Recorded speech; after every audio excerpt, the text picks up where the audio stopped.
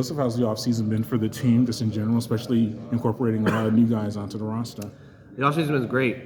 Usually in the offseason we do individual workouts with our skill coaches, but like you said, with all the new guys that we have, we kind of use the NCAA hours you're allowed to have mini practices, and I think it's done a really good job of getting them ready for what the upcoming season's like, and they've adapted really well. And I think all these new guys have come right in working hard, which is not normal for all freshmen.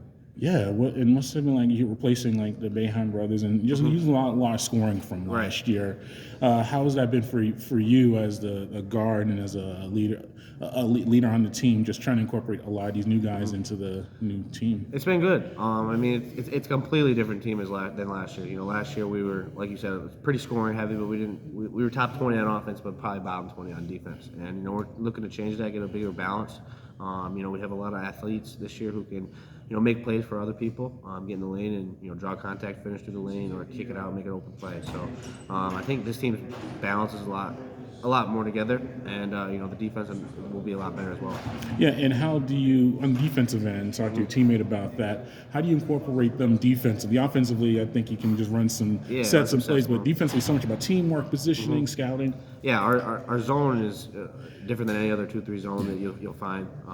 Coach does a really good job of it, and it's different than anybody can even describe. So I think with them being great athletes and them being smart players, it's going to help them out a lot because the zone is a lot about positioning, knowing where to be when the ball is where, and their length and athleticism will definitely help them cover more ground. Is that harder though to adjust? And what about you personally? You mentioned the zone. I don't know what you played at the prep level or AAU level, but you went like the zone is so unique in its own way. Yeah. How was your adjustment to it, and how do you help these guys comprehend it?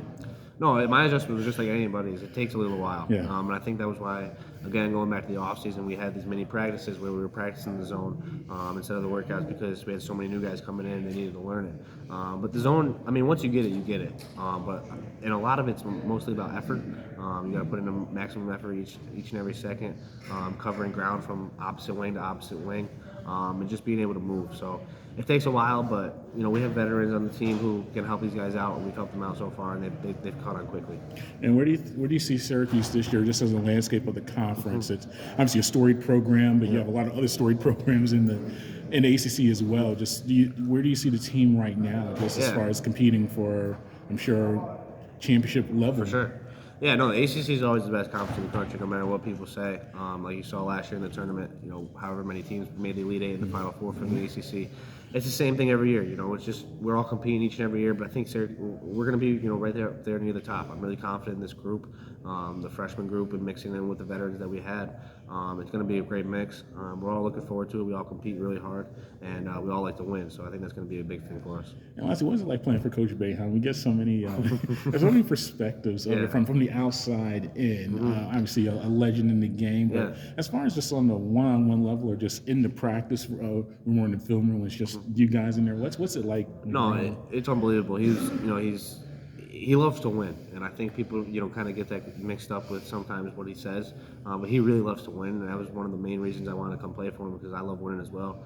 He's so competitive, and on the court he's going to get on you, but he's going to tell you the truth. And I think that's the biggest thing about him. The best thing about him is what he says is about 99.9% correct, and every time if he predicts something, it always comes true, because he knows what he's talking about. He's been around the game for so long that everything he says, you should just listen to it. Don't question him, and everything's going to turn out to be okay if you just listen to what he says. Yeah, and then also, how was it like having Coach McNamara or Jerry McNamara? Yeah. I'm old to remember when he played. saw him playing and everything like that. But what was it like having a guy who's obviously has his own legacy at the program and contributing to as an assistant? Yeah, G-Mac's my guy. He was the one who recruited me all throughout high school, coming up to Glens Falls, coming to my house, watching me play games, workouts, all that stuff. So I've known G-Mac for a long time, and my relationship with him goes beyond the court. He's like a great role model for me. He helps me out on and off the court, and another main reason I went to Syracuse was I get to learn from him every day. He helps out. He works out the guards every day before practice, during practice, and he's the guy we go to for film and stuff like that. So I wanted to learn something, because I play a similar style as he does. So I wanted to learn from someone like that. I wanted to see he's done everything I wanted to do in life and in a basketball career. So I wanted to learn from him, and he's been a great role model for sure.